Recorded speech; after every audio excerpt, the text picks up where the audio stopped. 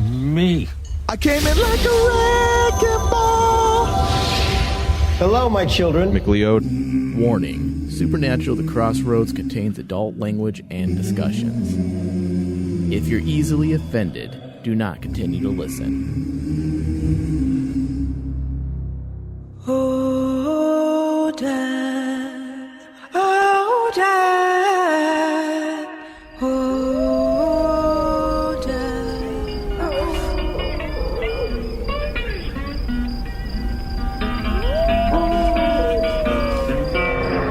I went to the crossroads. Fell down on my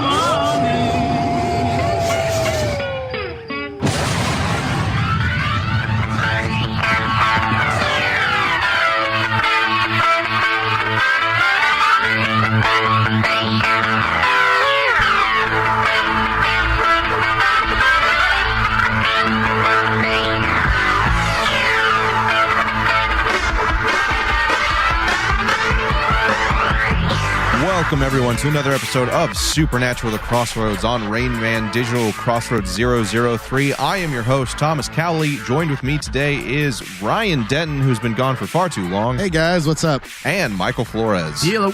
And today we're talking about Season 13, Episode 6, Tombstone. Written by Davey Perez and directed by Nina Lopez Corrado. I can't roll my R's, I apologize. Corrado. Thank you, Ryan. You're welcome. I'm very cultured. This week was a bit of a change for us. We've had 5 episodes nonstop about the emotional drama of the season, the main myth arc, and this was the first episode that we've taken a little bit of a break, little break, little back step to be a traditional Monster of the Week episode, but in traditional Supernatural fashion, we still get a little bit of the main story at the beginning and at the end. And this episode picked up, which is kind of rare for Supernatural, except for like mid-season finales and premieres. It picked up right after or right at the end of Advanced Thanatology and where that one left off with the return of Castiel. Correct me if I'm wrong, but have we been picking up pretty much where we left off since the last 3 or 4 episodes of last season? Relatively, yeah. I mean, it's only been a couple of weeks, maybe like a week and a half. It's been very close. Yeah, which is rare for the show because usually, like we've said, the finale to premiere will be like a day, but then it's weeks in between already by episode 2 and 3. Yeah, and by doing that, like more serialized like that, it helps maintain the emotions, which is, I mean, that's exactly what they've been doing. That's been a huge driving force for this season, has been the emotional element, the emotional fallout of the events of season 12, which perfectly mirrors to me the fan reaction after that season 12 finale with the death of Crowley, Cass, loss of Mary Winchester, loss of Kelly Klein. Even if you weren't a huge fan of her character, that episode was full of death. Well, I just like that they've done this, now pretty often, but they've left off right after an episode. And it's not like we don't get a big time in between episodes, I just like that they say, here's Castiel, and the next episode starts exactly where that one left off. And I like that because personally, like sometimes, dude, like the jumps in time really kill it for me. Well, see, sometimes the jumps in time are annoying, but for me, it's more when, and this is a perfect example of that, it ruins it for me when we jump from what should have been an emotional connection moment. Right. Had we not seen Cass and Dean embrace after the events of episode 5, and we just jump straight to the bunker, I would be like, well, wait, what the fuck? That I want to see that moment. Yeah. I want to see that bromance, those, single man tier moment. That's pretty bromancy for sure. So I like that we picked up right where we left off. And to Mike's point, it's been nice because we've been so close knit to the events from the end of season 12 to now. It's only been, again, a week, maybe 2, depending on how they exactly categorize things. But it's been intense. And I enjoy that because it doesn't feel like it lets up, even though this episode did in a little bit of a sense. Right. Now, with this episode, we also start seeing the kind of the turn of the tide for Jack and what that's going to mean for him moving forward. And we're going to get into it here in a minute. But to me, if that didn't signal that, Mike, you were exactly right as to your prediction for Jack's character for the start of this villain that we're going to see, I don't know what does, because that was pretty on point to me. the end of this episode. I mean, like that's the start of this. It's like the kickoff point. And the thing is, dude, like I think Mike called it. You know, he said he's gonna make these decisions based on wanting to do the right thing, and it's the complete opposite. And for the wrong reason. And you can see it here, even with the way the episode ended. And we'll get into it when we talk about it. But it's just. There's a lot, tough, man. There's a lot feeding into that. Like, it's not just, it's bigger than the Anakin Skywalker scenario. Yeah. It's actually a little more dynamic even than that. Like, yes, you have that comparison, but then you also have the fact that there's a lot of self-hatred there. He does not like himself. He doesn't trust himself. It's not just he thinks he's trying to do that right thing, or he's trying to do the right thing, or selfishness. It's an identity crisis. Right. And unfortunately, I think the damage is done. People might get mad at me for saying that, but Dean's entire way he dealt with him for the opening 3 or 4 episodes, because of the way he reacted to him. Right. Jack immediately became withdrawn and started to dislike himself. All he knows in this world is Dean and Sam. Yeah. And 50% of the people he knows hate his guts, hate him, and then the other is afraid of him, which is what we saw this week with Sam. And that's huge. Yeah, so it's going to be more than just, hey, I'm fighting against this internal evilness. It's more than just Lucifer, where he's just a bad seed. Jack isn't a bad seed. It's more than bad influences, too. Right. It has a lot more to do with what happened to him and how people are going to interact with him moving forward. They always say that kids can be easily molded and damaged at a very young age, and it's very hard to repair that. Yeah. So if they're going with that line of thought and that line of reasoning, it makes a lot of sense.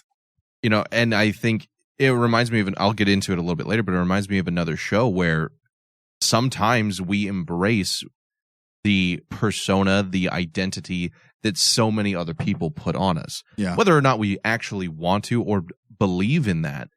Sometimes people, if you think I'm a monster, then I'll be the monster. Look at me on this show, dude. I embrace that I'm an idiot. Like I know I'm an idiot, so I just embrace it on the show, right? No. You can make that comparison, yeah. I think, like you said, Mike, there is a lot more that goes into this. It's a lot more dynamic than Anakin's just kind of, I want to help people, but I clearly have issues with morality and leadership and selfish decisions. Right. Jax is a lot more nuanced than that. So I'm excited to see where it goes, but I definitely feel like this is the first step in that. But on the other side of the coin, we do get to see Happy Dean, which a lot of people have been complaining that Dean is too morose, too sad, too fucking depressing, really, in these last few episodes. And we've gone into lengths about that discussion as to why, from a writing standpoint, that works and why it makes sense, and trying to put yourself in his shoes. Yeah. If you had gone through the same amount of loss that he just did. Now we get to see the other side of that coin, where he gets to be a little bit happier. It's a little bit of a funny episode in some respects, but there are some questions that come with that. Is it too much of a shift right away? Some people disagree as to whether or not he should be happy. And I think there's a lot that can be drawn from Sam's reaction to the whole thing. Yeah, Sam kind of called it out. He did. He flat out called it out. He absolutely did. Yeah. And I think for the right reasons, because when you hear how depressed and how quickly someone is to borderline attempt suicide, and then like a day later, not even, they're a completely different person. Would anybody believe that? No. Would anybody believe that? That's one hell of a mood swing. Would that mood and wound close so quickly? Even if hypothetically you had someone come back from the dead, would you not be more like Sam, who's a little more hesitant, a little more skeptical, and Dean just goes right into it? And yeah, but we know. I mean, the thing is, we know that Dean wears his emotions on his sleeve, and honestly, that's not that much big. Honestly, for me, that's not that big of a shift for me. Like you said, someone came back from the dead. Yeah. Like that's huge, man. Yeah. And he even said it before the closing out of last week's episode. He said he needs a win. And he said it this episode. This was a win. Having Castiel back on the team is a win. So yes, is it going to take away from your the emotional despair that you find yourself in. Absolutely. It'll help put a Band-Aid on it temporarily. But does that mean it's fixed? Exactly. That's what Ryan was alluding to. This is something Dean has done throughout the past 13 years. He puts on a facade. Yeah. How many times has he done that? I'm not saying he isn't happy, he isn't feeling it, but at the same time, this is a temporary win for him. He wears a lot of masks. Yeah, it's only a matter of time before he starts thinking about his mom and the position they're going to find themselves in really soon, and that it's all going to crumble around him. Well, that's what happens all the time with Dean. And the fact that Cass came back means this opens a lot of other questions. It's not, well, Cass is back, mom's still dead, no worries about that, we're just going to move on. You have to, if Cass can come back from literally nothingness, the empty, then should not anything be possible? And are you going to give up at that point, or do you continue to move forward? And there was an article from tvline.com that kind of goes into this, speaking with Jared and Jensen, talking about Castiel's miraculous homecoming is a big morale boost for Dean, who has kind of given up, so to speak. After suffering a multitude of losses, Jared Ackles shared during TV Line's recent view to the show's Vancouver set. So the return of Cass has ignited that fire again. He's got some hope and motivation to dig a little deeper and see what we can figure out in terms of getting Mom Mary back from the apocalypse world.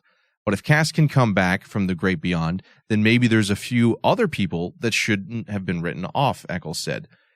And it does bring up some questions as to who could potentially come back. And I feel like while that sounds fun at first, there's a couple key people that should show up again. Yeah. And there's a host of people that if you bring them back, that becomes the fan fiction we were afraid of happening with the bizarro apocalypse world. It's too much, dude.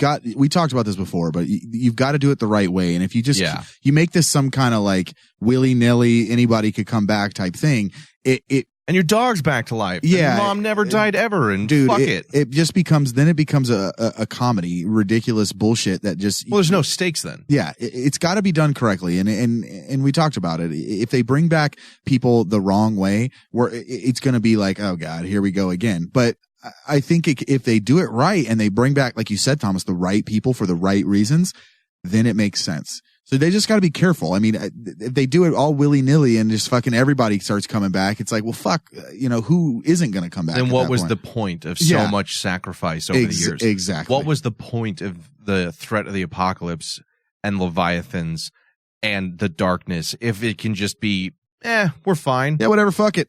Yeah. Everyone's back. So I think they do have to be very careful with that moving forward. Yep. It says, while Dean is a little less questioning of Cass's mysterious resurrection, he's thinking more along the lines of, I don't care how it happened, we got our buddy back. Sam, however, is a bit more skeptical. Jared Pavlik, he says, Sam is really looking to find out what happened and how it happened. An intellectual curiosity isn't the only thing driving the younger Winchester. Sam still wants Mom back, and heck, if we can start calling out who we want back, I'm sure there's a lot of people Sam wouldn't mind to bring back. So I think Dean is relieved to have that win he's looking for and to have his buddy back. Sam is like, okay, it's great, I agree, but the other shoe is probably going to drop. Yeah. And especially with a situation like the Empty. Yeah. Where all angels and demons reside, we're dealing with a cosmic entity. They need to stash it away. They got to find a way to make it not work in the Winchester's favor. Yeah. Otherwise, there will be no stakes. So we've said this since I don't know how long, since there were rumors that Chuck was coming back. Right. As God. Season 10. We kept saying, bring God back, but they need to find a way to get rid of him because God is on the Winchester side. And you can't have this ultimate being on the side of the Winchesters and there all the time. Now we have the same situation with the cosmic entity. Now Castiel can be brought back by a beckoning of Jack. Not that Jack is the one who actually resurrected him, but he awakens him. It creates a lot of what ifs. Well, why don't you do this then? Why don't you do that then? So why don't you bring my favorite characters back? Yeah, and that's why I like this article, because it kind of gives the reader an inside look into what the writers plan to do, and that this isn't like something that they just half-cocked said, yeah, this seems like a good idea. This will fix this problem. because I think they're well aware. They're well aware of the potential issues it could also bring in. And this is something that we've kind of talked about a little bit, that the writers for this season definitely seem to be more on the same page, more of a cohesive idea as to what they want from the season, a better understanding of the characters. And I honestly feel like had we gotten this kind of concept last year, I'd be very afraid. I feel like this season they have their ducks in a row. They kind of know where they want things to progress. But it is very dangerous territory we're stepping into. So, also, guys, don't forget that thanks to USAopoly, we have access to the Supernatural Save Your Souls card game. Join the hunt with your favorite characters from the TV series Supernatural with the Supernatural Save Your Souls card game. Each round, you will team up with an iconic hunter, angel, or the King of Hell himself. But beware. If you don't choose wisely, you may lose your soul. And Ryan, you weren't here. I'm not sure if you listened. I saw, because I haven't opened it yet, but I saw on the back of the package, Claire is a card with a value assigned to her. Do you want hopefully to her take a value guess? is -3. A little higher than that. -2. It's a 1. She's not worth anything. I just think that's a fun little bit of information for Ryan. So again, guys, you can get this at USAopoly.com or available through Hot Topic. Supernatural Save Your Souls card game. Check it out. Now, I think we can just jump straight into it with this episode. Again, written by Davey Perez and directed by Nina Lopez Corrado. Or Ryan, can you give me a rolling R's and then the synopsis? Corrado. Thank you. You're very, very welcome. Synopsis for this one. Following Castiel's return, Jack finds a case that brings the Winchesters, Cass, and Jack face to face with a famous outlaw from the Old West. Now, this is the first episode written by Davey Perez for this season. Last ones we had from him were American Nightmare, Stuck in the Middle with You, and Somewhere Between Heaven and Hell, all of which we were fans of. All big episodes we liked. Yeah, good episodes. Solid episodes. And this one, it is a little bit different than what he had been doing, or at least as far as what I remember distinctly from him. This is more of a monster of the week in pretty much every sense, except for the little touches at the very end and the very beginning. And I love how this episode started right where we left off. I really don't like time jumps where I miss what I feel like would be critical interactions between characters.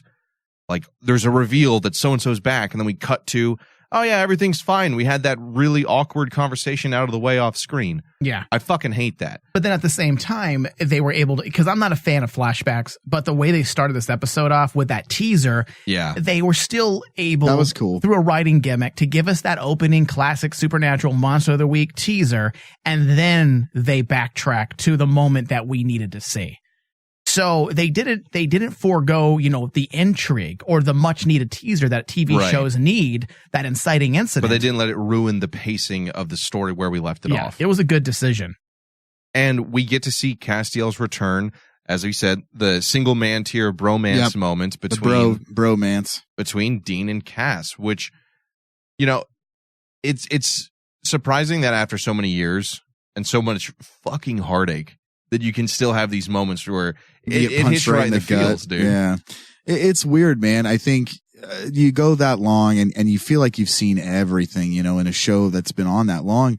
And like, dude, bringing someone back like that and like, it still punches you right in the face, man. Like, it's crazy how they can do that with a show that's been on air for so long and still punch, like you said, punch you right in the feels, man. Crazy. Now, the big question we had going into this reveal was, is this the Castiel we know and love, or is this a different version?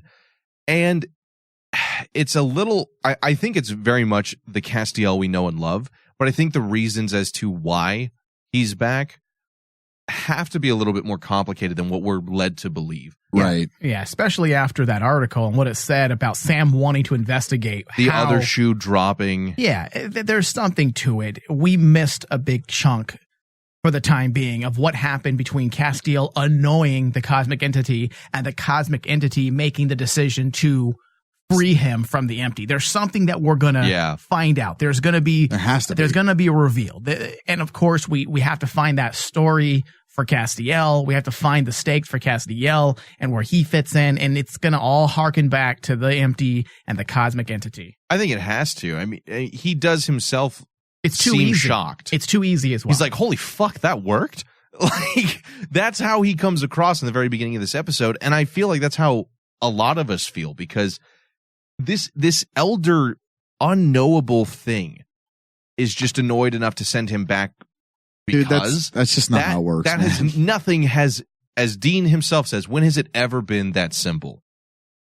So I think you're right. I think that'll kind of come into play as to either events in this season directly tied to Jack or Castiel's plot line for this season. We still don't know all the details behind how he came back. Yeah, and I'm definitely for giving Castiel a subplot that can definitely be tied back to the main narrative of the season.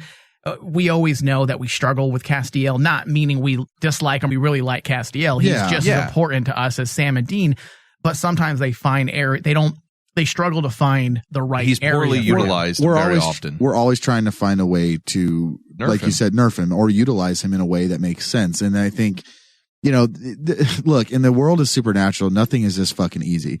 So at the end of the day, this is going to have some type of repercussion, and we don't know what it is yet. Yeah. Hands down. Even if Castiel is not directly connected right now to the Sam and Dean storyline because of his connection with Jack, I think we are safe to say that they have a pretty definitive idea for Castiel this year and the part he's going to play. I think they have to, not only because of his importance to Jack as a father figure, but because of his return and connection to the empty. I mean, at this moment, Castiel's potentially the most important person to the story.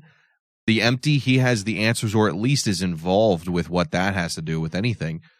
And he's a pivotal role model figure for Jack. Very pivotal. And he's the only... Jack only knows, as we've said, 3 people. Cass, Sam, and Dean. But Sam and Dean are people. Yeah. You know, Jack is half angel. Castiel, that's why he's asking him questions like, what's heaven like? Is it nice there? My mom's there. Like, he's wanting to talk to him because that's the only other person has any relatable qualities with in his life. I mean, it's like a big brother / father figure that finally returned home. Wouldn't you want to establish a connection with them? Yeah. And just the way they're using Castiel already, if you look at what they did with Castiel, the fact that he was awoken by Jack's calling him, his beckoning, that alone adds to Jack's story. It creates questions. It poses questions for the audience. How strong is Jack? Did Jack resurrect him? Did he simply wake him up from a form of stasis that all angels and demons find themselves in, as they did in fact allude to? There's so much that was said about Jack and this is a testament to, I feel, the focus writing this year. And whether or not this is one of your top episodes is besides the point. We're looking at the bigger picture, the bigger story. We're not specifically talking about this episode right now. But it goes back to showing you the focus of the writing this year and how there is a true purpose, because everything's set up. They're setting up those domino pieces and they're all going to fall and collapse into one another. You have Jack now directly connected to the cosmic entity. What does this mean? That he can actually call and wake somebody up. Right. These are all things that will come back. They're not just stating these things for shits and giggles. And I don't think they're saying that he's as strong as God or he's stronger than God. I know there were some complaints out there. I saw a bunch of people on the hashtag saying, so Jack is stronger than God. He can resurrect Castiel. And I don't sometimes, well, do people not watch the TV show? Because that's not what happened. He was not resurrected by Jack. Jack simply woke him up. Yeah. Now there is a little bit of confusion as far as I'm concerned with some of that, but not because of Jack. I agree. He only woke him up. All we saw was that Castiel awoke in the empty. He was not removed from that. Whether or not you think that the empty, the void, the cosmic entity is the only thing that has power in there. Castiel says as much himself. God does not have power in this realm. That's something that I have questions about. As to where are the lines? Where do the lines get drawn between the cosmic entity and God and Amara? I think a fair way to look at it and how it's set up is much like Greek and Roman mythology. There are different areas that people are in charge of. God is in charge of the cosmos. He creates, but this creature is in charge of this little pocket dimension. Yeah. And it's not saying he's not potentially more powerful than God. It's just, this is his area. He has power here and God does not. Right. And I don't even think Jack has power. And I think that was the problem that people had. I don't think they're saying Jack has power within the empty. No. I think he has the ability to do things that we've never seen before because he's an abomination. And we know from a fact that his very birth split a hole between the lines of the realities that Billy, aka Death, itself now sees as a House of Cards level problem. If you fuck with this too much, it all comes tumbling down. I believe, my understanding is the cosmic entity is in control of the empty, and God and Amara are the yin and yang balance to everything else, which would explain why they disappear for so long. And we know that Jack, as a Nephilim, becomes more powerful than the angel that sired it, aka Lucifer, an archangel, very powerful. But if you guys remember, season 11, it took demons, all of heaven, an archangel, and God to bring down Amara. So being more powerful than an archangel, as far as we know right now, there's still a very wide gulf between archangel, God, and Amara, cosmic entity. So if we saw Castiel wake up and then was immediately back on Earth, that'd be a resurrection. But I think there's more to this that they're keeping from us, pardon the corny pun, in the shadows that happened in the empty that we're not privy to yet. And I don't think he has the command of his powers to even do that. He's barely fixing a pencil in the air. Yeah. And it could also be due to the fact that he's connected to Castiel, that he was able to wake him up. It doesn't mean he can wake up all angels. As the cosmic entity said, is that you shouldn't be awake. Nothing about what just happened should happen. It was such a, the way I interpret it was such a spur of the moment thing. And it was a very emotionally charged portion. And like you said, Mike, like he doesn't have control of what he's doing, and he doesn't have any idea how it works, and it's an emotionally charged thing where he thought about Castiel and Castiel woke up. That's how simple it is. There's no other things to think about it with it. That's what it is. And I think with the fact that he is an abomination, the fact that he can do a few things that don't make sense is going to come into play. I think that's something that's why the angels are after him. That's why Asmodeus is after him. That's why the entity's pissed off that somebody woke up.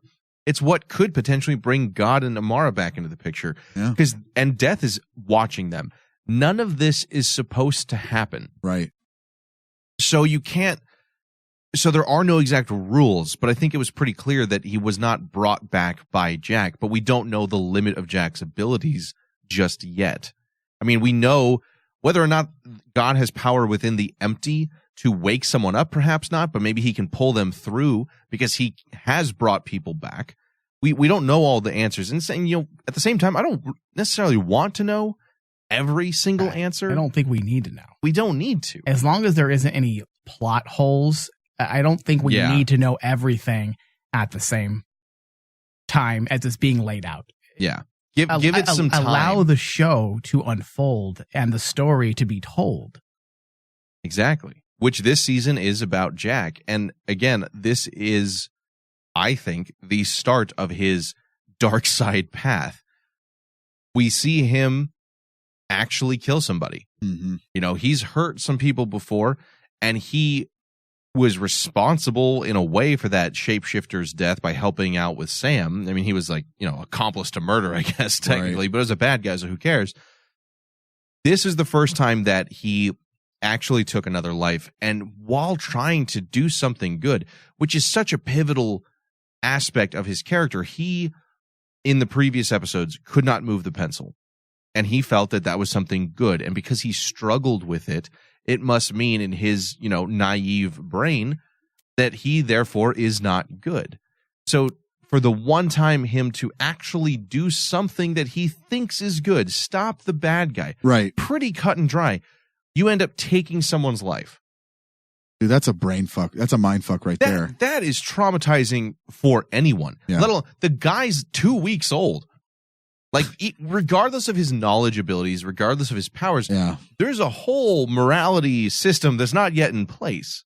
How long did it take Castiel to get a semblance of it took morality? Forever. forever. And this kid is struggling with so much about his personality, nature versus nurture, that entire concept, identity crisis, and to throw that onto it. Well, it's not surprising that you'd want to not talk to, not see anybody. Well, the fact of the matter is like you said, Thomas, is he tried to do something that he thought was truly right, and he fucked up. And nothing will mess with you in your mind when you go, okay, I'm going to do the right thing here, and there's collateral damage. I mean, for the lack of a better word. And dude, that whole scene, just the look he gives, like before he's about to he thinks he's going to do the right thing, and he thinks everything's going to be all hunky dory. It's very heartbreaking, man, to watch a character that, so far we've kind of liked to do something like that. And you're just like, oh man. And that's the brilliance of the writing and Alexander Calvert's acting at this point, is we as the audience are connected to this character. We like him. We've said that much already. Yep. That's not good. It's exactly what they want, but that is a problem. Yep. Very, very much so. And I think most of us can agree that Jack is going down this path that may not be a great path, and it may not end up great for him.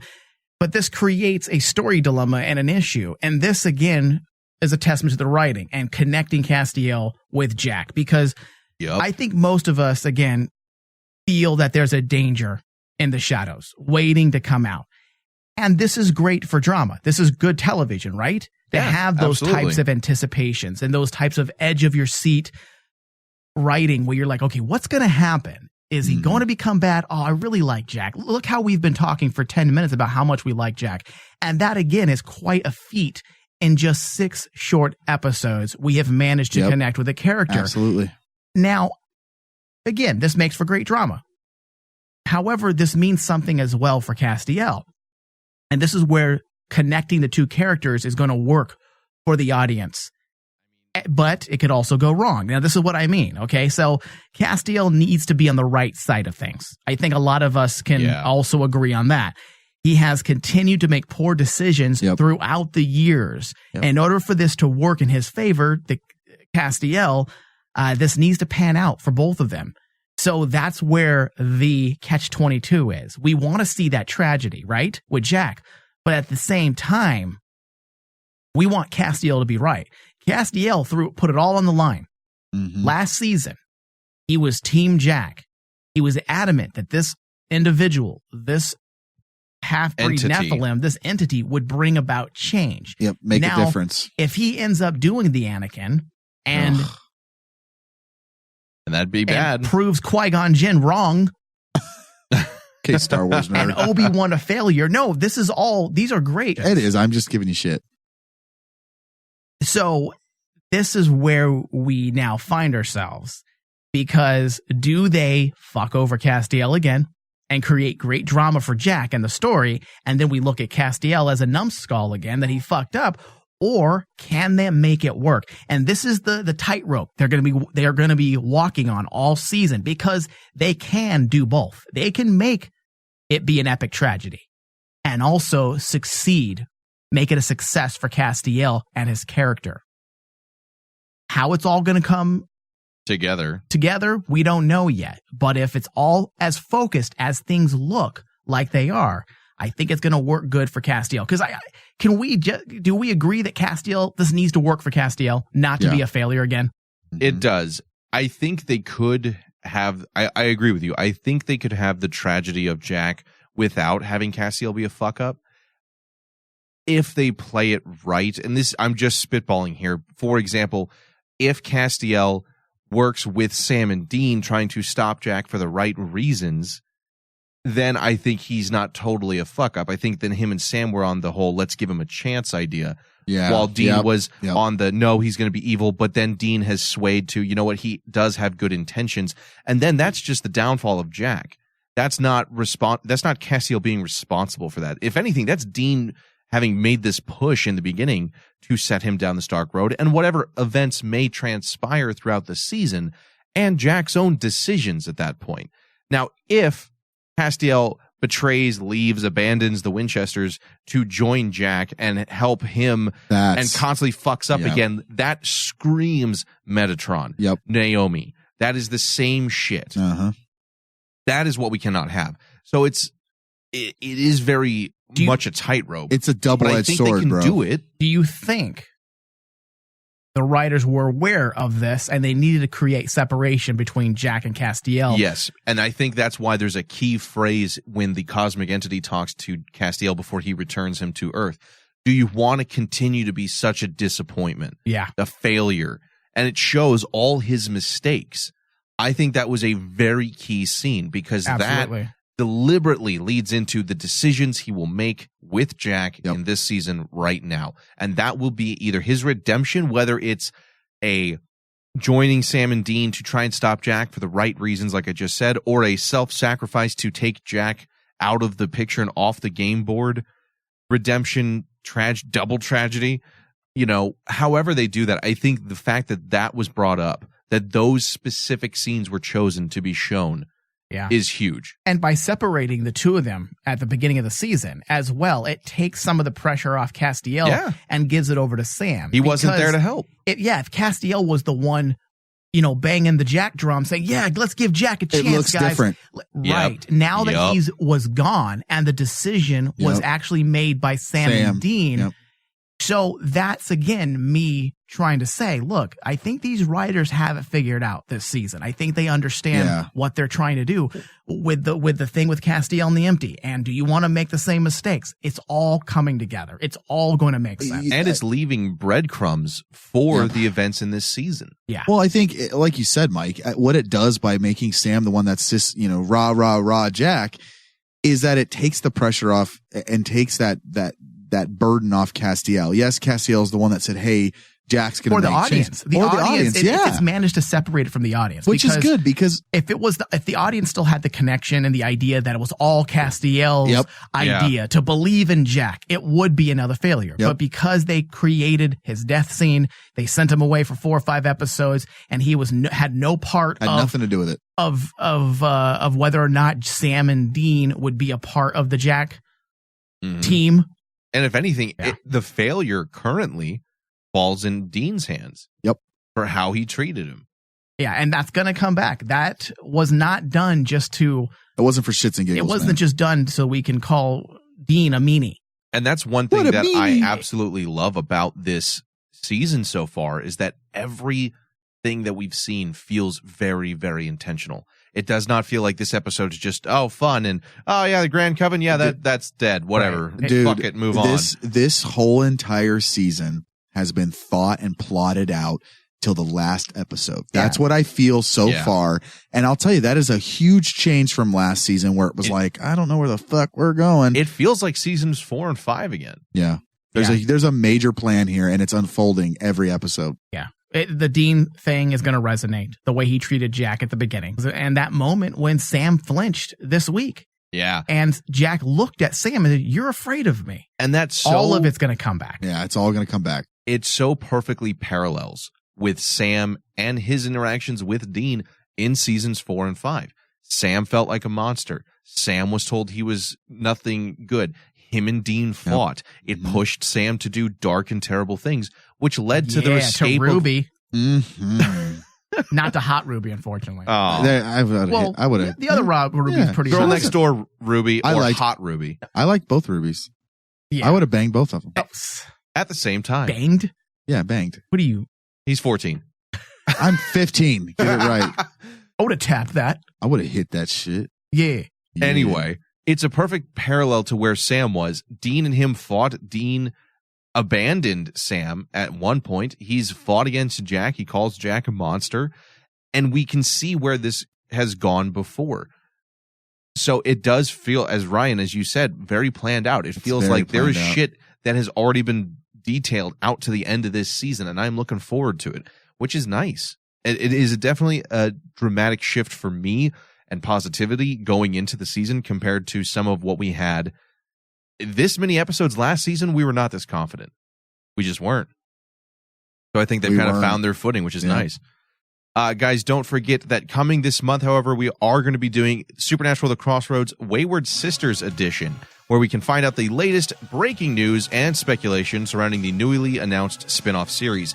Available exclusively to our Patreon subscribers. If you pledge $5 or more a month, you will gain access to this and hours of additional discussion. Yeah. Head on over to patreon.com/crotchcams. Crotchcams is a different tier. We're working on that. It's not patreon.com/crotchcams. Sorry. No. Oh, sorry, guys. Messed that up. That might be a different page entirely. We should partner with them. Patreon.com/RainmanDigital to pledge. Good Lord. Yeah, and this month we have a discussion planned on the genre of the Wayward Sisters, because we all know that Supernatural, Thomas and Ryan, was built on the foundation of horror. Yeah, absolutely. Okay, like, American urban legends, to be more specific, but the Wayward Sisters, are they going to use a similar style when building their foundation?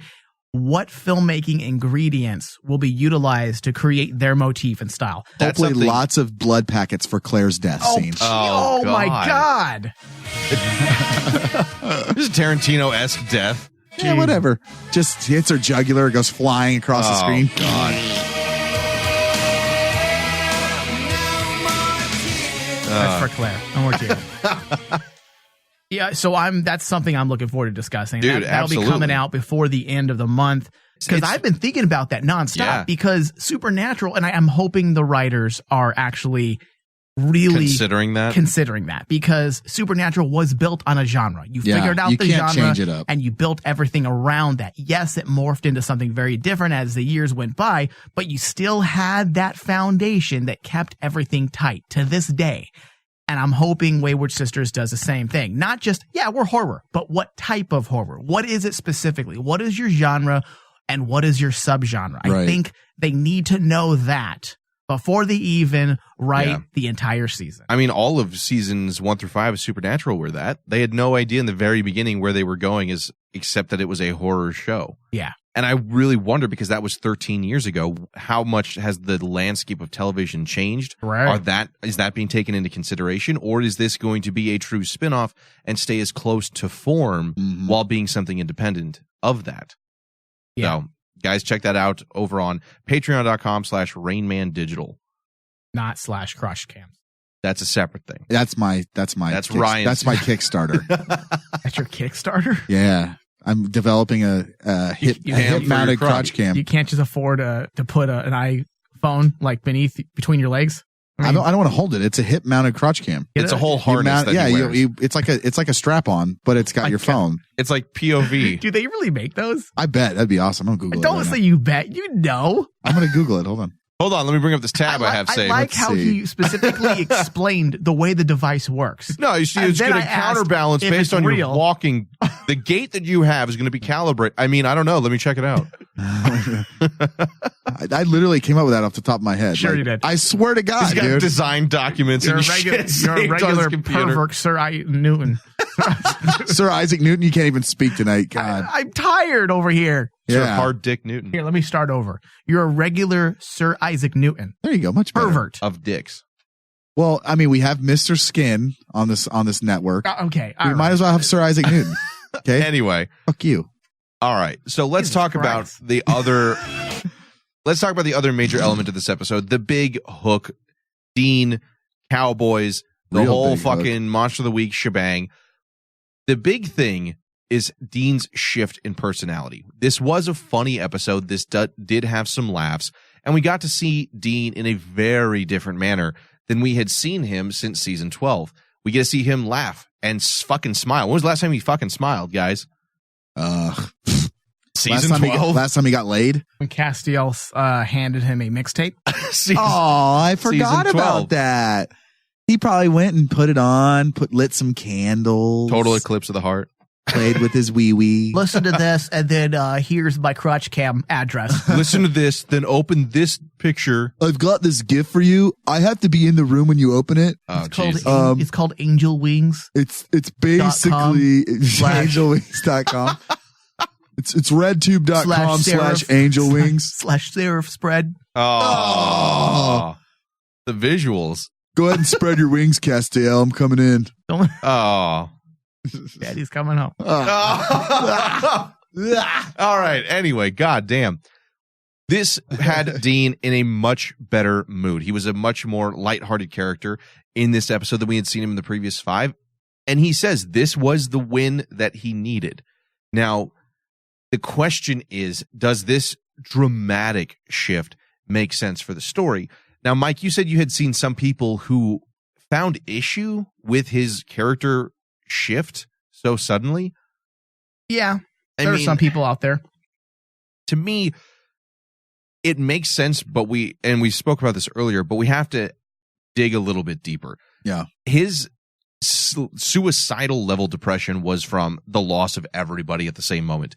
Crowley and Cass, arguably his two best friends. I mean, because Sam's his brother, it's an entirely different thing. But his two best friends are dead, and he lost his mom. Anybody in that situation would be just as suicidal, I think. In this world that has taken so much away from them. Dean specifically. Sam somehow always finds, and Dean attests to that, always finds a way to keep the faith. Be upbeat. Have an idea that something else can happen. Mom's not dead. I really don't know if there's any validity to it. You could find problems with everything on the internet. I just go through hashtags during the show, during the broadcast of the episode, and I just see people complaining, oh yeah, Dean's all happy now. Oh, that doesn't make any sense. He just wanted to slit his wrist last week. Guys, you literally had someone come back from the fucking dead. Like, that's my point. I think that's what bugs me about this, is that, like, okay, for example, say, they won the day and they killed a monster. That's not enough to change him. Okay? Is he fixed emotionally? No, he's not. This is a Band-Aid that has made him feel better temporarily. Right. Also, this is not against his characterization. This is Dean to a T. Yes. This is Dean. He's pretending he's A-okay because he's got his buddy back. He's not A-okay. Yeah. In the next 2 or 3 episodes, you're going to see something happen. This is just a temporary fix to make him feel good. That is all. Yeah. I mean, I just don't need any more emo Dean. No, I like it. I like it. But I'm saying at the same time, like, if you want to stay true to what Supernatural is, you want to talk about characterization. Let's forget characterization of a character and look at the characterization of a show. And the show, this has been the show since day one. It's serious and dark, then happy and upbeat. Yep. Serious and dark, then happy and upbeat. Sometimes at the same time. Right before we're about to slit our wrists, Kripke interferes and tells us a funny joke. That's how it's always been. It's so true, though. This has always been Supernatural. And it works. Now, I know the complaint, and I think one of our listeners actually posted this on our Facebook page. And this one, I don't want to agree with it, but I can definitely see where they're coming from. And we'll get into it more when we discuss thoughts from our listeners, from the audience. But there was something discussed pertaining to him being a caricature of himself, and how he acts like someone thinks he acted, 4 or 5 years ago.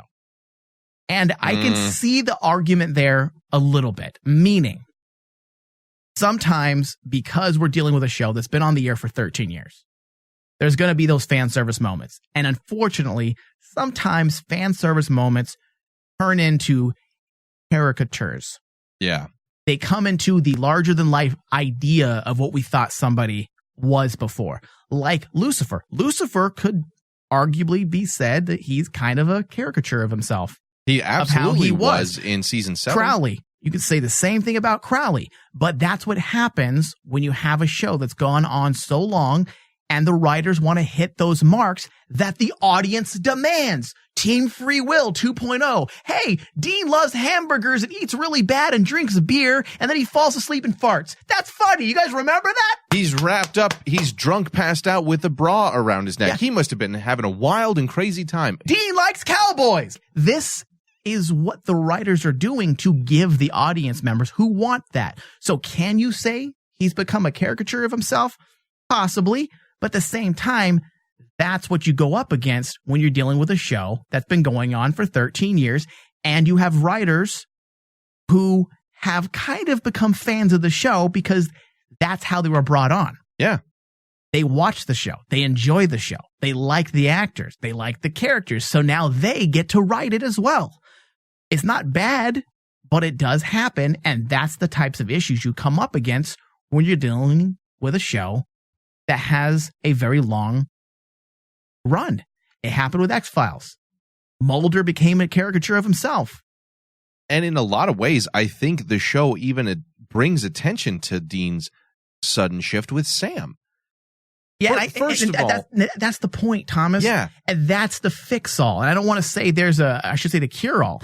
But this is the writers kind of calling themselves on their own shit. By utilizing Sam to question Dean's... The mood swings, he's doing exactly what some of the audience may be doing. Saying, wait a second, you're okay now?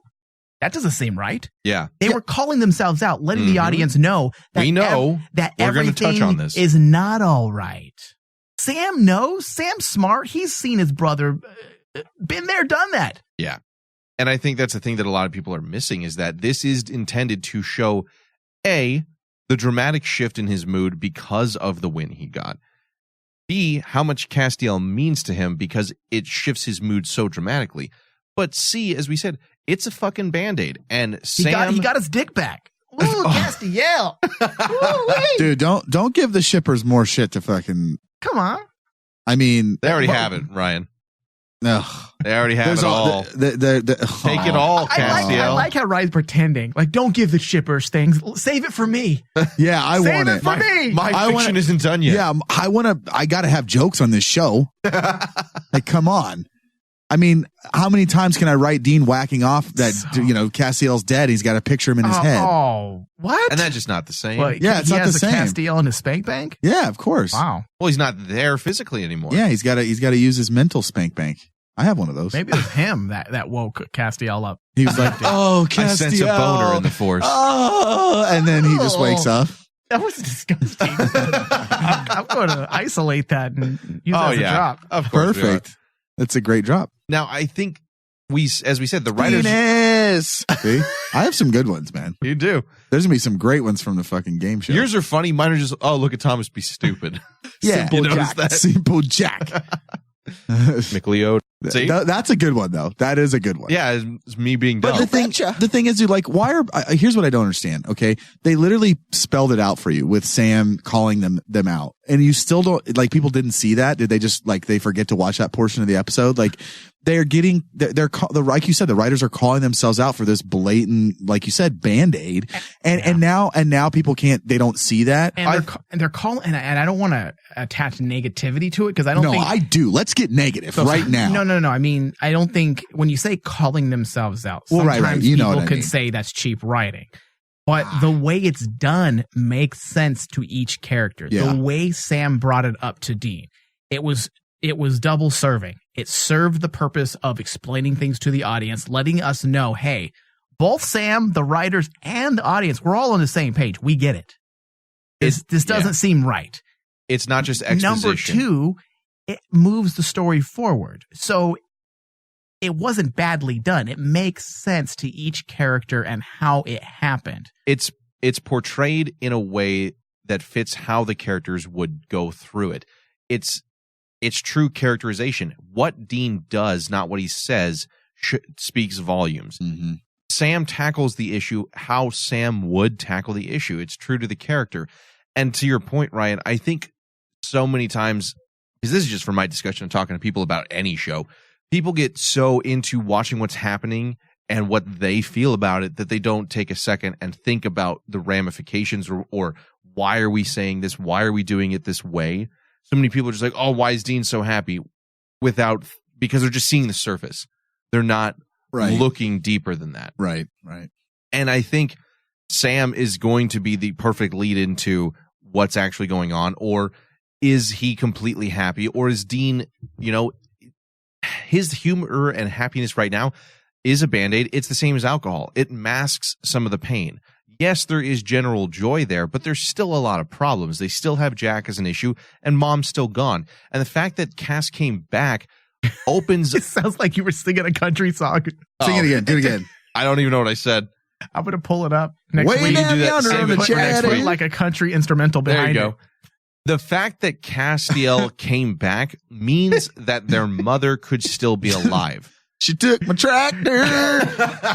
And then I got, like. and then that did not rhyme. Yeah, that didn't rhyme. But it's country. It's country music. Just have a not twang. all music rhymes. Not all poetry Good rhymes music.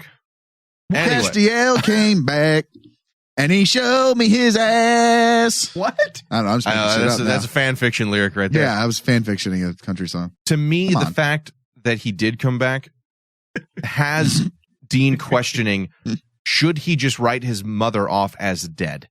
Or does this mean he now has to look at how do I...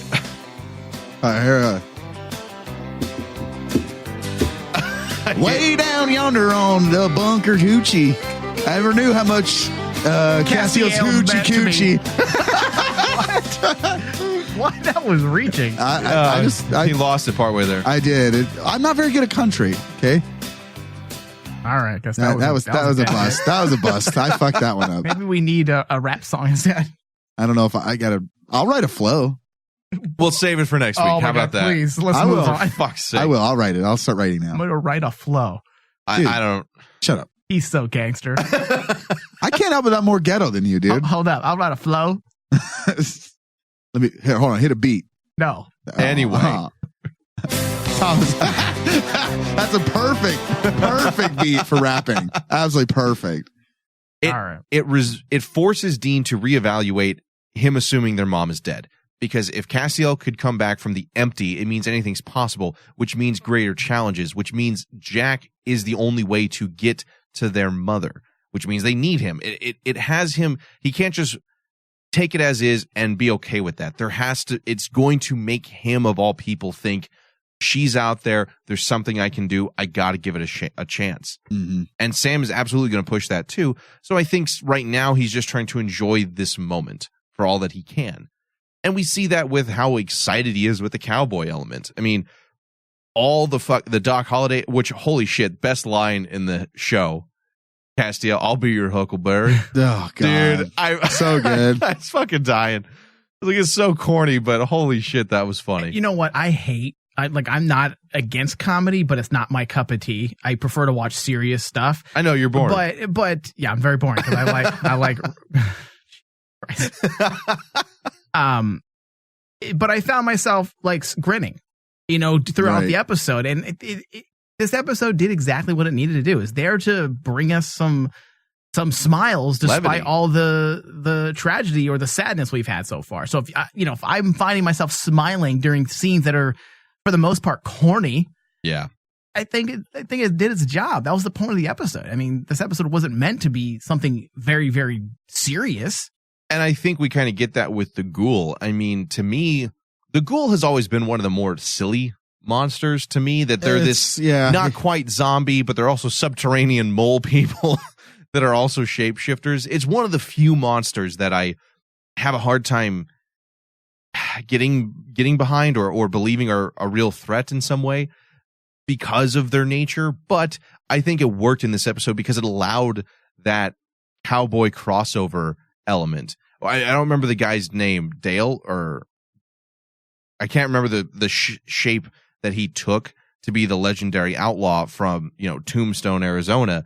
But it was fun to see that and see that kind of That's going to be shootout a question on the next Trivial Pursuit. I wrote down Dodge City, Kansas. That's where this episode took place. I'm starting to do that now. You're a fucking cheater. I'm not even fucking kidding. That's cheating. Because I took a note? Yeah, don't take notes. That's cheating. I don't remember things. Yeah. Don't remember things, you dick. Just shut down your brain. Yeah, shut down your brain and say dick and fart jokes like me. And go do lots of drugs and lose some brain cells so you can be on par with Ryan next game. Oh. Yeah. Just forget, one of the most integral parts, like Sam's girlfriend that started the show. Just forget that. Pivotal character moment in the pilot episode. How did Mary Winchester die? Like, he would get that. Fuck, I know this one. Oh my God. It's on the, I know Dude, it. Oh, it's like on the ceiling of my mind. What? Oh, fuck. my brain. That's fucked my up. mind's on fire right now. I should know this. It's like it's happened repeatedly. Shut up. I hate both of you. What is Sam's last name? Oh, it's named after a gun. Come on. Get the fuck out. Oh my God. Gatling? Thompson. Sam Thompson. Gatling? Remington. Anyway. You guys are a couple of bastards. Fucking dicks. I will say I liked the You know sheriff in this Jessica. episode. Yeah, he didn't. Fuck you, dude. Like literally, there is a point where I'm like thinking and I look in the air and just completely blank and cannot remember a goddamn thing. It's on video. You'll see It's it. funny. If you guys subscribe to Patreon, you'll see it. I look like a total fucking idiot. I looked up at the roof. It was on fire. Still didn't know how Mary Winchester That's died. even worse because you looked at the roof and you should have remembered something. I remembered how Mary died. Shut up. That Same wasn't way even the Jess question. died. Which Shut was her up. name. Shut up. Anyway. Shut up, Thomas. Yeah. Okay. I hate you. I will say I did Wow. like the sheriff in this Jesus. episode. He was fucking intimidating. He felt like he was just gonna, like you said, he was. Are you just there saying to he's kill intimidated people. because he was Native American, Thomas? No, because he was gonna just fucking kill people. He didn't even bring his badge that day. Racist. He's like, this guy's gonna fucking die. That was pretty legit though when he didn't bring his badge. Yeah. I was like, damn. That reminded me of Tombstone Absolutely. when Doc Holliday actually has the badge. And it's intended to. Yeah, that was pretty cool. I just liked the opposite they played. I think a lot of us expected a Western sheriff, Yeah. like a classic cowboy, You know, that archetype. And but they look at instead, the two of them walking up like jackasses. Yeah, Yeah. I wish he would have made fun of him looking like that though. he Like- did in his own way. He looked Yeah, at he's it. like, you fucking idiots. Why are you dressed like this? That's great. Although I loved Cassiel's really shitty, like cowboy hat. Dollar store Yeah. cowboy. That was terrible. Dollar store cowboy. I will say this though. I was really disappointed that Dean didn't match his ostrich skin boots with an ostrich skin belt. I was really bummed about that. His belt should have matched his boots. I'm surprised that after seeing Cascan, he even had his belt or his boots on. Oh, wow. Sex joke. Wow. Thomas with the sex joke. Because they bang. Yeah, thank you. Wow, Ryan. Way to really just. Wow. Simple Jack. That was a Ryan maneuver. Oh, it was He intended. added that. Oh, okay. Yeah. Fucking Thomas. Overall, guys, I think it's time to get to our final thoughts. What did you grade this episode, Ryan? We haven't heard from you in 2 weeks. Oh, my God. Jesus. Yeah. You know what? I mean, Why'd you say it like that? I have no idea. I think I took a deep I breath. think Ryan's just tired. I was. at this point. I'm pretty tired. No. This was, for the lack of a better word, is a filler episode, and the most we get about the main story arc is in the beginning and the end. We talked about that earlier. But I did like this episode. Yeah, sure. People had issues with Dean, flip flopping and having mood swings, and honestly, it didn't bother me at all. I foresee, Castiel coming back as like someone from the family came back. And at that point, that's huge. And that's enough to flip him and make him happy. So I didn't have a problem with that at all. I agree with you, Thomas. The Ghoul has always been kind of a weird, kind of goofy bad guy, or monster just because of the whole mole thing. I don't know why that's so weird to me. Because they're mole people. Well, the thing is, like in most horror movies, the Ghoul is a servant of a vampire. So for me to see a Ghoul in a different way is kind of hard. Mm-hmm. It's always been kind of that way. I don't know. But it's not a bad villain, a bad guy, It's or not a bad. monster. It was just always one of the ones that I had a difficulty being And as we're on the threatened by. we're on the same page. I liked the story. I liked, typically, I'm not a fan of flashbacks either. Like Mike said, he's not, but this one in the beginning worked out in the episode and I liked it. It actually was cool. It was almost a Tarantino maneuver. Like, oh, here's the end, sort of the ending. And here's Right. so I'm okay with that. I love what they're doing with Jack and really making us kind of, I like this character, but he's going to disappoint us, and it's coming. So again, I like this episode. I enjoyed it. I again, for a filler episode, or at least the first, deviation from the main story arc was really good. I'm going to give this one a B+, and just because it is a filler, not because it was like, oh my God, the greatest thing since sliced bread. But a B+, a solid episode. Nothing really bugged me about it. It's just, like I said, for our first kind of filler episode. So a B+ for me. All right, Mike, what are your thoughts on this episode? I liked the episode. I enjoyed it. I definitely think it was probably the weaker of the episodes thus far. That doesn't mean it wasn't good or entertaining. I felt like it served its purpose. It was there to bring levity and to give us a break. we needed to pump the brakes just a bit because we've been on it since the last quarter of season 12, and it's been nonstop. And that's something we have not had in a very, very long time. I can't even remember the last time we didn't go to a Monster of the Week or a kind of a throwaway episode after episode 2 or 3 of the season opener. Typically, we have the first part, second part, as we've been calling them for the past 3 years. And then the following episode is something that usually has nothing to do with the myth arc. And the way they have brought the emotions forward, and that's the focus of the story. I feel like we don't really have a big bad this year, which I'm sure we will eventually. We have powerful players, but not like a main villain. And I've had these discussions with actors before when I've done interviews, and because of the way things are written and the way people have been conditioned throughout the years, we always have to, the audience expects a antagonist, a physical antagonist. And because of that, we're going to get that this year eventually. However, in years past, specifically last year, when we were lacking that, there was a disconnect with the story. Yeah. We weren't invested in the story until well after the first half of the season. Mm-hmm. And Dab is doing something very similar, but the emotional connection is there. There's a character focus this time. Right. There is a very deep focus on the characters, their emotions, and how it's all going to pan out. And that's what I bring, or I can take away from this episode. Outside of it being, yes, what Ryan said, a throwaway episode, right. They gave us the classic supernatural elements we come to expect in an episode to kind of keep the people who don't want that break, who always salivate for more, the narrative and the deeper stories and the meanings. They give us those little things with Jack leaving, running away, the foreshadowing of him potentially hurting more people because he's unaware of his power. He's not able to control it. He's potentially evil. He's potentially, going to be a disaster for everybody. These are little things they throw in there that only take up maybe 5 to 6 minutes of screen time, and yet it does the trick, and it works for the audience. So taking that, I give this episode a B. Outside of that, I don't feel like there's anything exceptional with this episode. I think it's pretty ho-hum regular for the most part. Right. Okay, I thought the way you ended that, there was more. I was like, is there more? No, okay. I'm finished. No, thank you. That's better. I enjoyed this episode for what it was. As Mike said, it brought some levity to the show after so much dark, depressing shit, especially with last episode and Dean's suicidal nature. It did give us a few more answers to some questions we've had, and it did move Jack's pace along. I believe, the first step towards his downfall, or at least the start of that. He may not fall entirely, but this is the first step.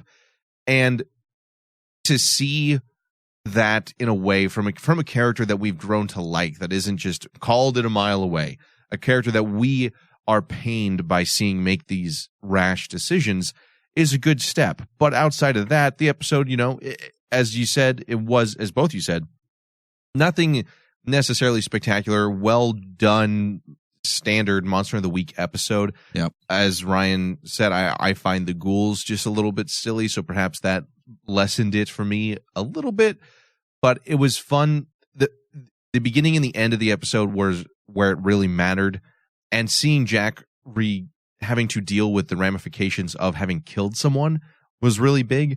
Outside of that, kind of your standard episode, so for me, this one's also a B.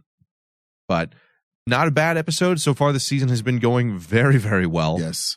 So I'm excited about that. And overall, I think the writers have they have a guiding light now. They are not meandering. I remember at this point last year, we were very confused as to where the direction was going. And we were asking that for quite some time. Thankfully, I don't feel that right now. I have a lot of faith in where this is going. Yeah, absolutely.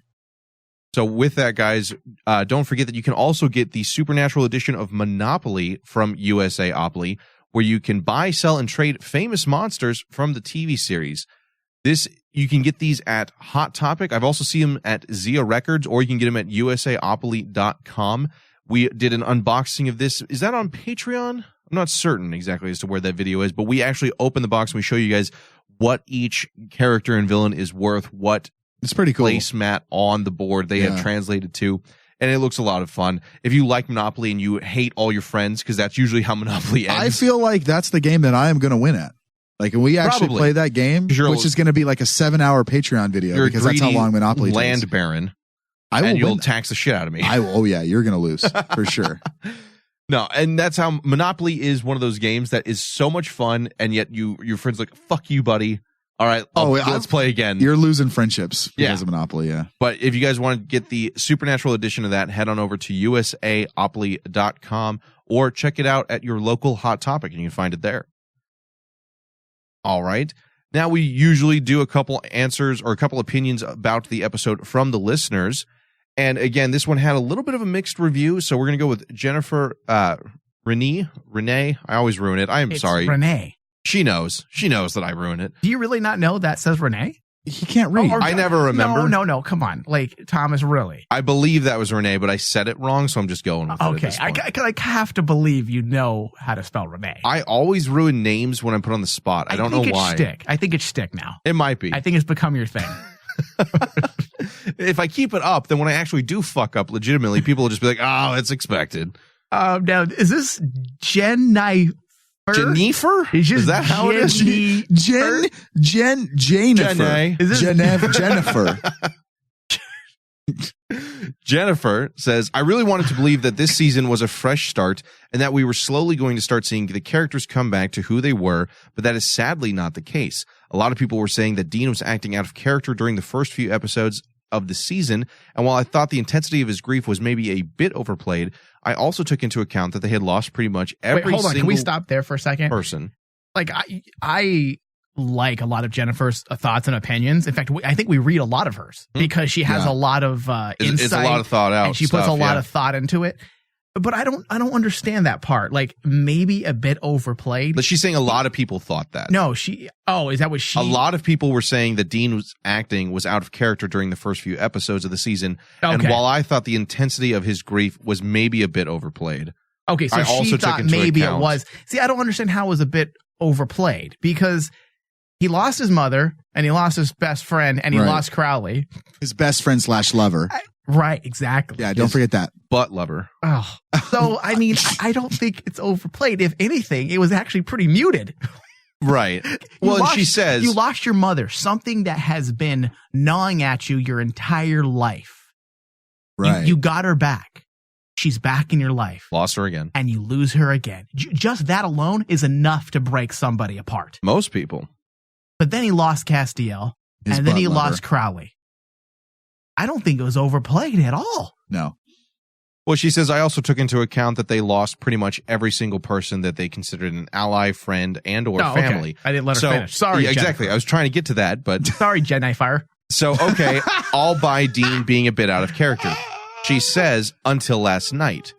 Cass being back suddenly takes Dean from being a suicidal mess that doesn't care about anything anymore, even Sam, it seems, to a big 5-year-old in a cowboy hat making bad jokes. Really? Question mark. That's kind of funny, though. Dean as a character has been... That just ruined the episode for me, just because... Now, I think we touched on that pretty well here. Her last little bit is the only part that I disagree with, which is she says, Dean as a character has been slowly dying since he got back from purgatory, and every year the writers seem to dig that knife in a little farther. Now, I think we did a pretty good job touching on the fact that this is a Band-Aid maneuver. He is going so far the other side of the spectrum because he was so far on the dark end. And Sam and the writers are paying attention to that. That has not been forgotten. So I think that's, as Mike said quite well, you need to let the story unfold to see where we're going with this. If it's not ever fixed, if Dean is just, I'm totally fine, then I can see the If he's just a disagreement. 5-year-old in a cowboy hat the rest of the season, Yeah, then you got a problem. Correct. That's probably me in a cowboy hat. And listen, guys are always 5-year-olds. Like if someone were to Oh, tell yeah. me we're going to Poop. go to Tombstone Sex. or wherever they went, where they go to Dodge City, I would do Dodge City, the exact Kansas. same damn thing. I'm like, hey, let me get my boots Yep. and my hat and my duster. What's funny is he if has you- all those items too. In Yeah. real He life. does. I do. If you have Weirdo. a relationship with a man, you can guarantee that they have at some point been a child. Randy points out that I'm a fucking kid when it comes to certain things. Who's like Randy? that. Who's Randy? Yeah, we don't know who she is on this show. Oh, Yeah, this my isn't- yeah, this my isn't- girlfriend Randy has pointed out There you go. repeatedly. You're single on this show. What are you talking about? Yeah. Well, that's single guy Ryan. And No, I'm single. And I really am single though. the Thomas end is open for business. Wink, wink, hint, We hint. take all applicants. Only for Has hot. pointed out repeatedly that I'm a fucking child when it comes to certain things. I Like mean, you what? get excited. Magic. The truth of the matter is that Video games. the only thing that grows after we're 5 is Penis. our dick. Is our that's Damn it. I knew that's where you were That's going. it. That's it. The rest of us stays the same age. I mean, I'm a grower, not a shower, so it's always growing. Yeah. But the fact of the matter is like, Jesus.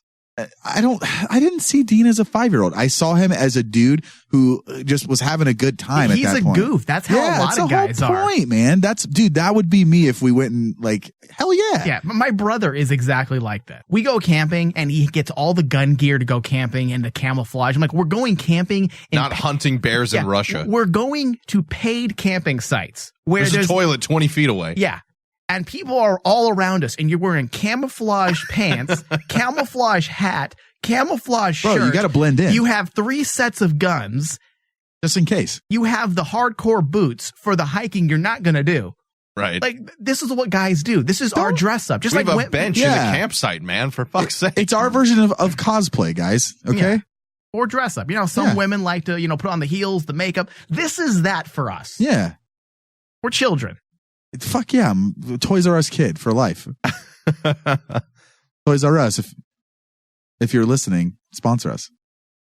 Yeah. Sure.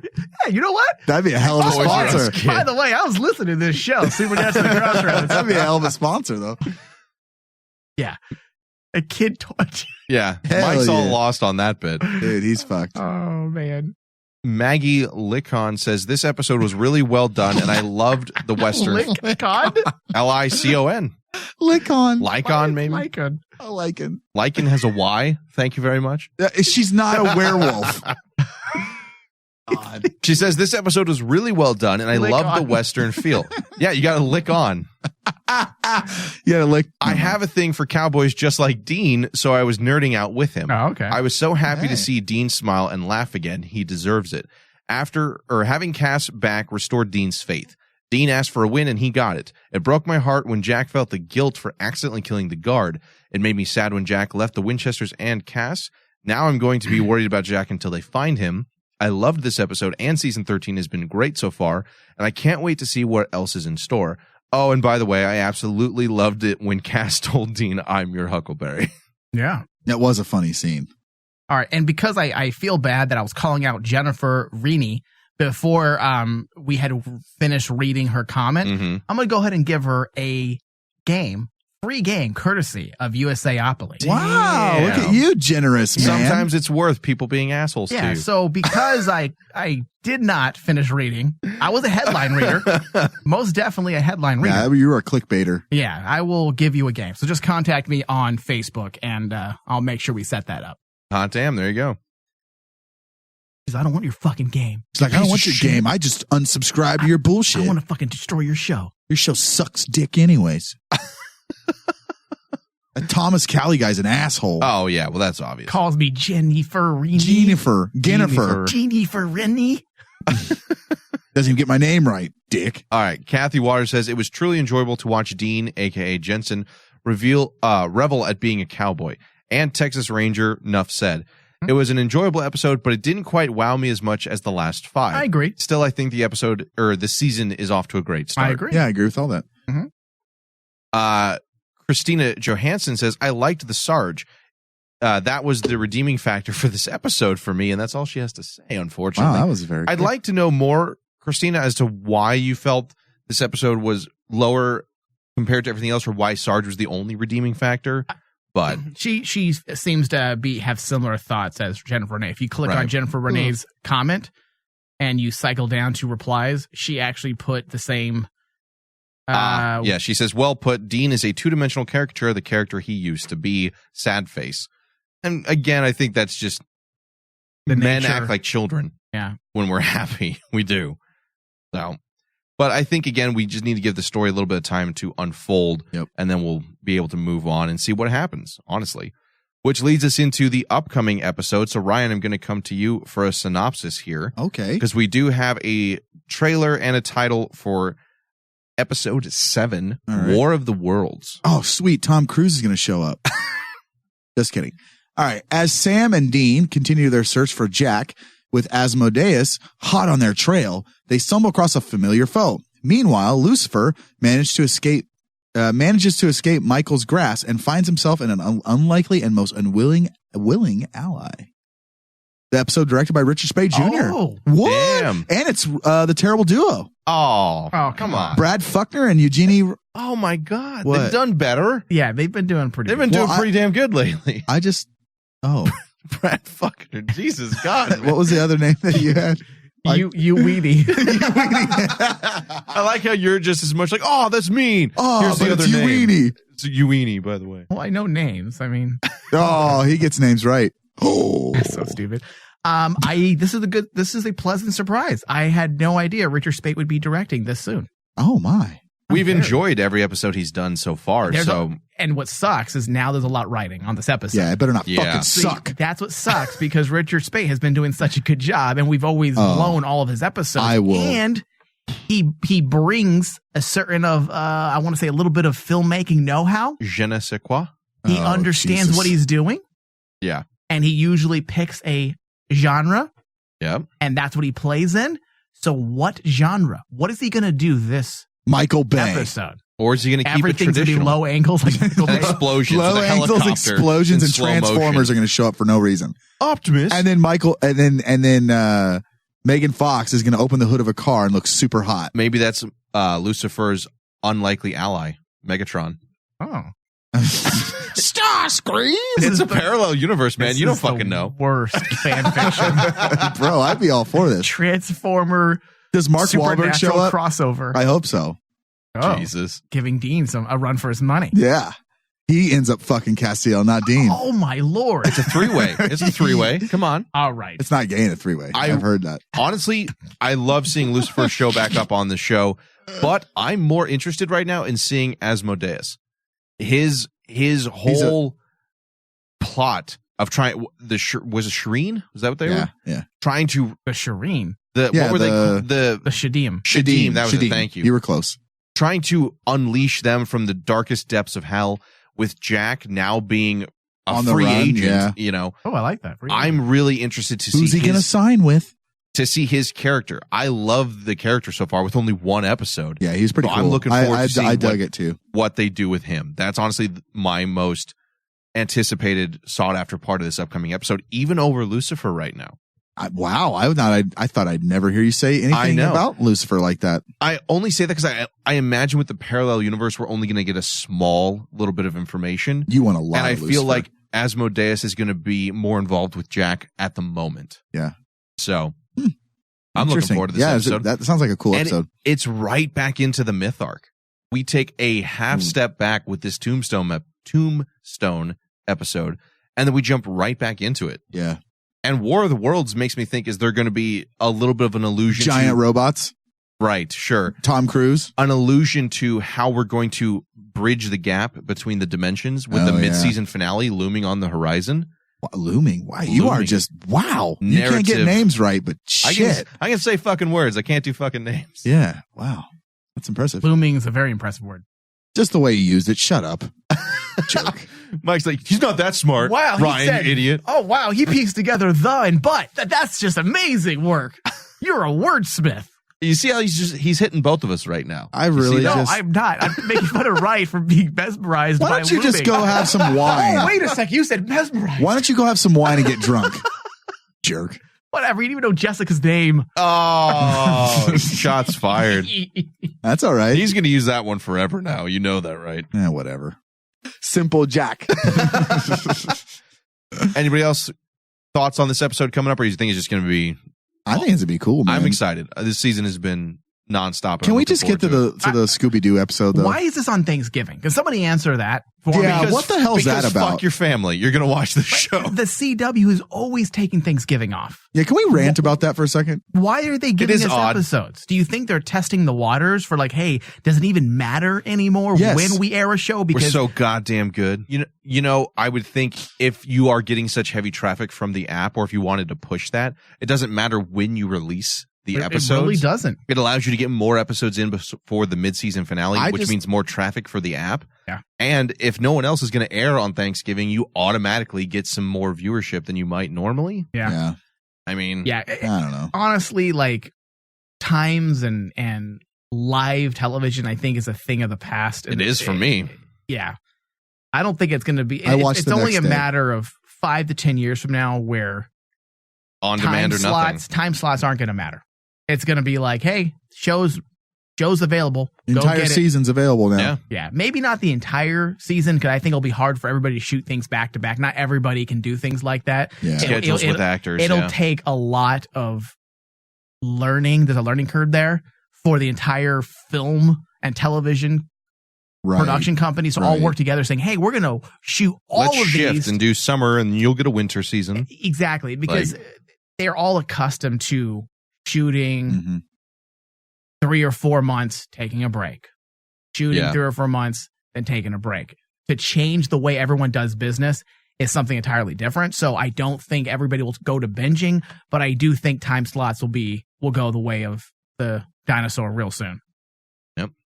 But it seems like we're getting right back into the myth arc, and it'll give us people something to watch on Thanksgiving. So we'll see how that works out for them. But at least we don't have to wait a whole week.